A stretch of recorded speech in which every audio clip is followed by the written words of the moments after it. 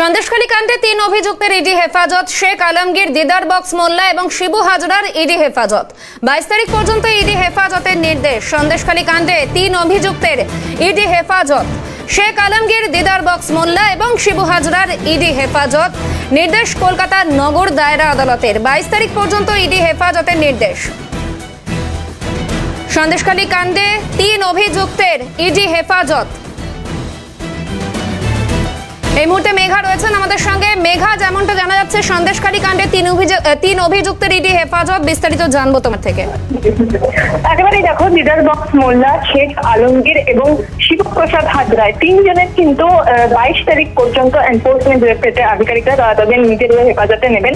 ইতিমধ্যে আদালতের তরফ থেকে বিচারক তিনি নির্দেশ দিয়েছেন যে আগামী 22 তারিখ পর্যন্ত 3 জনকে কিন্তু ইডি হেফাজতে থাকতে হবে। এবং তোমাকে জানিয়ে রাখবো বেশ কয়েকটি গুরুত্বপূর্ণ তথ্য তদন্তকারী আধিকারিকরা তারা আজকে আদালতে জানিয়েছেন। দিদার বক্স মোল্লা তিনি 7,74,57,000 টাকা নিয়েছেন শেখ শাহজাহানের যে নিজস্ব ফিশারির যে এক্সপোর্ট কোম্পানি রয়েছে সেখান থেকে। তার মধ্যে 2,43,750,000 টাকা কিন্তু নগদে তোলা হয়েছিল, অর্থাৎ প্রায় 8 কোটি টাকার কাছাকাছি কিন্তু দিদার বক্স মোল্লার ব্যাংক অ্যাকাউন্ট থেকে পাওয়া গেছে।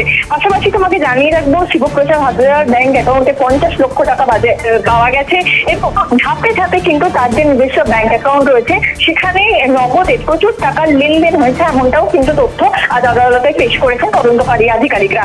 পাশাপাশি শেখ আলমগীর অর্থাৎ শেখ শাহজাহানের ভাই, তার কিন্তু 2,01,00,000 টাকা শেখ শাহজাহানের যে এক্সপোর্ট কোম্পানি রয়েছে সেখান থেকে তার অ্যাকাউন্টে গেছে। এছাড়াও কিন্তু ধাপে ধাপে তার যে নিজস্ব ব্যাংক অ্যাকাউন্ট রয়েছে সেখানেও প্রচুর টাকার লেনদেন হয়েছে এবং টাকা গেছে, এমনটাও কিন্তু তদন্তকারী আধিকারিকরা তারা আজকে আদালতে জানিয়েছেন। সেক্ষেত্রে দাঁড়িয়ে যে এই কোটি কোটি টাকার লেনদেন সেই বিষয়ে জানতে অত্যন্ত গুরুত্বপূর্ণ বিষয় হচ্ছে এনফোর্সমেন্ট ডিরেক্টরেটের আধিকারিকদের জিজ্ঞাসাবাদ করা প্রয়োজন। এই বিষয়টি আজকে ইডির আইনজীবীরা তারা আদালতে তুলে ধরেছেন এবং মাপ এবং ব্যবসা সংক্রান্ত মামলায় কিন্তু একাধিকবার টাকার লেনদেন হয়েছে, টাকা ট্রানজাকশন হয়েছে এবং এই টাকাকে কিন্তু মাপ ব্যবসা বলে কালো টাকাকে সাদা করা হয়েছে এবং টাকা সাইফন করা হয়েছে বিদেশে।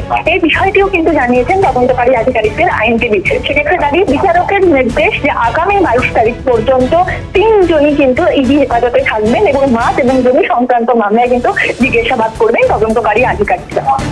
বেশ, সঙ্গে থাকো মেঘা।